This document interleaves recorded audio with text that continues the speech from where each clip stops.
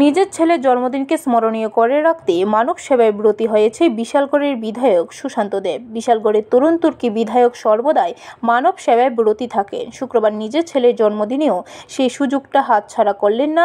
অত্যাধুনিক ব্যবস্থা সম্পূর্ণ মেগা স্বাস্থ্য শিবিরের আয়োজন করা হয় বিশালগড় অফিস টিলা নতুন টাউন হলে। শুক্রবার উক্ত মেগা স্বাস্থ্য শিবিরের উদ্বোধন করেন বিধায়ক সুশান্ত দেব। তাছাড়া উপস্থিত ছিলেন সিপাহীজলা জেলার জেলাশাসক ডক্টর সিদ্ধার্থ শিব জয়সওয়াল, বিশালগড় পৌর পরিষদের চেয়ারপারসন অঞ্জন পুরকায়স্থ, বিশিষ্ট চিকিৎসক প্রদীপ ভৌমিক সহ আরও অনেকেই।